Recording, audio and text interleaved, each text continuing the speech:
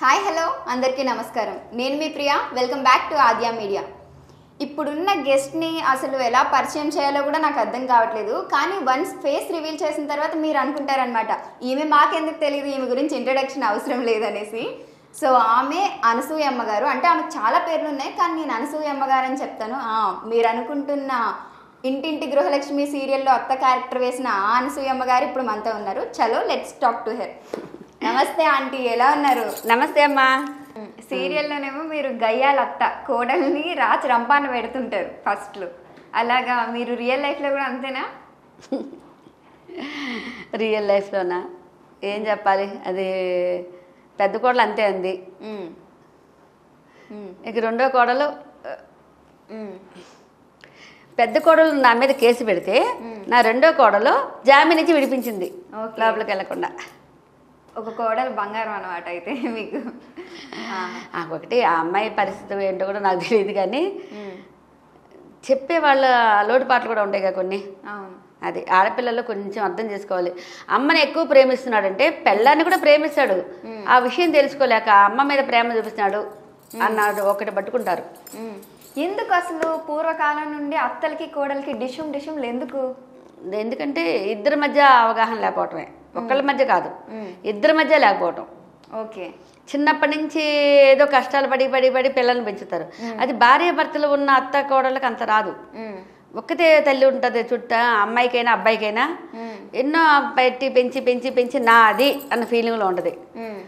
కోడలు కావాలి కాబట్టి పెళ్లి చేస్తుంది. వచ్చిన రోజే కోడలు అంటే ఏం తట్టుకోలేదు. సరేలే కొంచెం నేను పెంచింది కదా, ఏదో రాగానే వచ్చిన రోజే అమ్మని అమ్మ నువ్వు అన్నం పెట్టు అనకుండా పెళ్ళావా నువ్వు పెట్టు అనలేడు కదా. అవును, అలా ఈ ఇద్దరికి గొడవకి కారణం మధ్యలో కొడుకే. కొడుకు మీద ఉన్న ప్రేమ వీళ్ళిద్దరు గొడవ కారణం. కొడుకు అటు పెళ్ళానికే సపోర్ట్ చేయలేడు, ఇటు అమ్మకే సపోర్ట్ చేయలేదు. కాదు, భార్యకి తను కొత్తగా జీవితంలోకి వచ్చింది, నా భర్త నాకే కావాలనుకుంటుంది. ఇన్నాళ్ళు పెంచానే నా మాట అప్పుడే మారిపోయాడు కదా, తర్వాత నన్నేం చూస్తాడనే తల్లి అనుకుంటుంది. అంటే తల్లికి కొడుకు మీద ప్రేమ, ఇది భార్యకి కొడుకు భర్త మీద ప్రేమ. అంతే తప్ప వాళ్ళిద్దరికి విడిగా విరోధాలు ఏమి ఉండవు. మెయిన్ కారణం ఇదే. సో ఇద్దరికి అతి ప్రేమ వల్ల వీళ్ళిద్దరూ డిషుమ్ అయి మధ్యలో నడిపేస్తుంటారు. కాబట్టి కొంచెం ఓపిక. కొడుకు ఏం చేయాలంటే తల్లి దూరంగా ఉన్నా పర్వాలేదు, ఎందుకంటే జీవితాంతం తల్లి ఉండదు, భార్య జీవితాంతం ఉంటుంది. కానీ ఉన్న రోజులు తల్లిని చూసుకోవాలి కదా. చూసుకోవాలి, కానీ కొన్ని చోట్ల సర్దుకుపోవాలి. ఇప్పుడు తరం అలా ఉండట్లేదు కదమ్మా. కాబట్టి ఇందులో కొడుకు కూడా సర్దుకుపోవాలి. వేరు కాపురం ఉన్నా వెళ్ళి చూసుకో, పెళ్ళానికి చెప్పే చేయాలన్నీ కదా. మా అమ్మ దగ్గరికి వెళ్తున్నానని చెప్పాలా? వచ్చి చూసుకో, ఏమైంది, ఏమన్నా కావాలంటే సాయం చెయ్యి. మీ కొడుకులు ముగ్గురు మిమ్మల్ని బాగానే చూసుకుంటారు? ప్రస్తుతం నన్ను బాగానే చూసుకుంటారు. ఓకే, అయితే సీరియల్లో మీరు చేసినవన్నీ కూడా నెగిటివ్ క్యారెక్టర్ కదా ఎక్కువ? నాకు ఇష్టం negative characters. So negative character చూసినప్పుడు చాలా మంది జనాలు అందులో లీనమైపోతారు సీరియల్లో. ఏదన్నా సరే సీరియల్ నెగిటివ్ క్యారెక్టర్ వచ్చింది, అబ్బా ఇదేంట్రా బాబు వచ్చేసిందిరా బాబు అని తిట్టేసుకుంటుంటారు. మనం కూడా అంతే కదమ్మా. ఇప్పుడు ఒక సినిమా చూసాము, మొదటి స్టెప్ నేను కూడా తెలుసు అబ్బలే అందులో సినిమా చూస్తే అలాగా సీరియల్లో లీనమయ్యి మీరు బయట ఎదురుపడినప్పుడు ఏమ్మా ఏంటమ్మా బుద్ధి లేదా అనేసి ఇలాగా సీరియస్ అయిన వాళ్ళు ఎవరైనా ఉన్నారా? బోల్డు నాకు ఫస్ట్ మెసేజ్లు, దీన్ని విషయం పెట్టి చంపేయాలి. అసలు ఎలాంటి మెసేజ్లు అంటే, ఏయ్ టీవీలోంచి దాన్ని జుట్టు పెట్టి బయటకు లాగంట్రా, ఇట్లాంటివి ఇట్లా ఎన్నెన్నెన్నో రకాలు పెట్టేవాళ్ళు. ఫస్ట్లో కొంచెం బాధపడి ఏడ్చా. అయితే విజయకృష్ణ సార్ నాకు నిద్ర పట్టేది కాదు, అంటే అంత ఇదని. అయితే విజయకృష్ణ సార్ అన్నారు, అమ్మ నువ్వు బాగా చేయబట్టే వాళ్ళు అంటున్నారు, నువ్వు బాగా చేయలేదనుకో చూసే వెళ్ళిపోయేవాళ్ళు. అవును, నీకు రియల్గా అనిపిస్తుంది కదా, నువ్వు దానికి బాధపడద్దు అంటే. నాకు భయంగా ఉందండి, ఇది సీరియల్ చూసే రేపు ఆ జడ్జి నాకు ఎక్కడ శిక్ష చేస్తుందో. అమ్మ నేను చాలా భయపడ్డానమ్మా. కోర్టులో కేసు ఉంది, ఈ జడ్జి చూసింది అనుకో, పొరపాటు ఆమె కూడా సీరియల్ చూసేది అయింది అనుకో, అబ్బో నిజమే అలాంటివి కూడా జరగచ్చు అని చాలా భయపడేదాన్ని. కానీ తర్వాత అలవాటు అయిపోయింది. ఇలాగ అడిగేదాన్ని, అమ్మ సీరియల్ అమ్మ అది మీకు మా తరం అయితే మాకు తెలియవు సీరియల్ అంటే, మీకు అన్నీ తెలుసు కదా, అది యాక్టింగ్ అని తెలుసు కదా, ముందు మీ అత్తలకు సరిగ్గా అన్నం పెట్టండి అమ్మా, అని చెప్తారు మంచిగా, ఇంకా చేసేదేం లేదు కాబట్టి. అంతే. నాకు తెలిసిన అనసూయమ్మ అయితే ఈ మధ్య ఒక 4 ఏళ్ల నుండే కనిపిస్తున్నారు. కానీ తెలియని అనసూయమ్మ గారు ఎప్పటి నుండో చాలా సీరియల్లో సినిమాలు చేస్తున్నారు. అప్పటికి ఇప్పటికి డిఫరెన్స్ ఏంటి? అప్పటి సినిమాలకి ఇప్పటి సినిమాలకి, అప్పటి సీరియళ్ళకి ఇప్పటి సీరియళ్ళకి? నేను సీరియల్లో ఫస్ట్ నుంచి కొంచెం దూరం, అంటే తక్కువ చూసాను. మొగిలి రేకులు,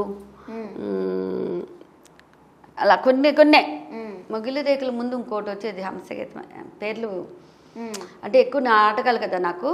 ఉదయం వచ్చానని నిద్రపోవటం, లేదా రిహార్సల్స్, నాటకం.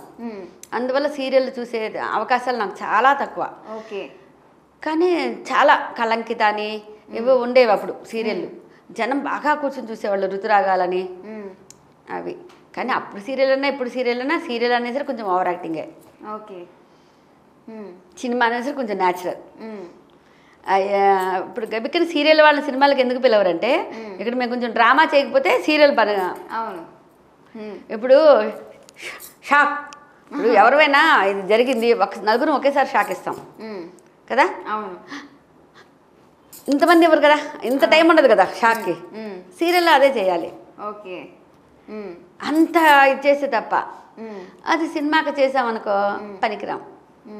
కాబట్టి బ్యాలెన్స్ చేసుకోవాలి. ఓకే. నాటకం వేరు, నేను రేడియో ఆర్టిస్ట్ని కూడా. నాటకం వేరు, రేడియో వేరు, సినిమా వేరు, సీరియల్ వేరు. కానీ దేనికన్నా సరే మీరు న్యాయం చేస్తారు. టక్ జగదీష్ చేశాను, అసలు దాన్ని ఇప్పుడు ఎవరు గుర్తుపట్టరు. టక్ జగదీష్లో పొలాల్లో విలనం ఎవరు ముందు దిగితే వాళ్ళని చంపేస్తానంటాడు. అది అనుకోకుండా వెళ్ళాను ఆ రోజు. మా అబ్బాయి మేనేజర్ దానికి అప్పుడు వెళ్ళా. ఎవరు దిగితే వాళ్ళు చంపేస్తానంటే ముందు నేను దిగి పాట పాడితే నాట్లేస్తుంటా. అసలు దానికి అనసూయకి సంబంధమే ఉండదు. ఇంకొకటి సినిమా అప్పుడు కరోనాలో కట్టుకుపోయింది కాబట్టి అంతగా తెలిసి ఉండదు. కాదమ్మా, టక్ జగదీష్ కరోనా టైం కాదు, మొన్నే మధ్యనే వచ్చింది సంవత్సరం కింద టక్ జగదీష్. పటాస్ మూవీ చూసావా? పటాస్ చూసాను. అన్న అది తెలుసు అందులో? తెలుసు. ఏంటి?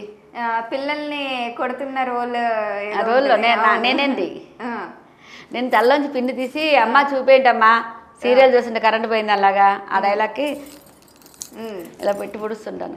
అవును. ఇట్లా టక్ జగదీష్ న్యాచురల్. మొన్న ఎన్టీ రామారావు గారి శత జయంతి ఉత్సవాలు జరిగినాయి కదా, దానికి ఆయన చేసిన పథకాలన్నీ యాడ్ తీశారు. అందులో తెల్లన్నం అని ఒకటి చేశాను నేను, అందులో కూడా గయ్యాలినే.